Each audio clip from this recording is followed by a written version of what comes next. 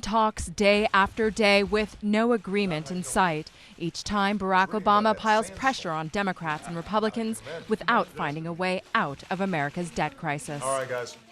On August 2nd, the U.S. will hit its legal debt limit, a so-called ceiling now set at a whopping $14.3 trillion. If that isn't raised, the U.S. will no longer be able to borrow or spend and will have to make hard choices about whether to default to its creditors or rein in government. As the president said, the effect could be immediate. I cannot guarantee that those checks go out on August 3rd if we haven't resolved this issue, because there may simply not be the money in the coffers to do it.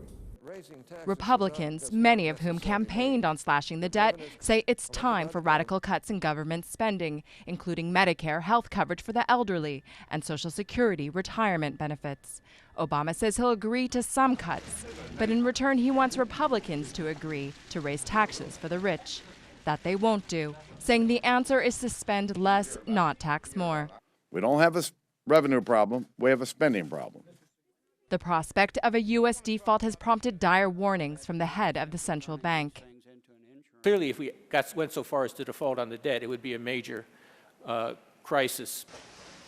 It stirred up world markets and worried China, the biggest U.S. creditor. There's no way that the European financial system could escape the sort of chaos that would be hitting U.S. markets and I think most of the world. The debate has dragged on for several weeks and could keep going for several more. It's now no longer just a partisan clash. It's the global economy that's on the line.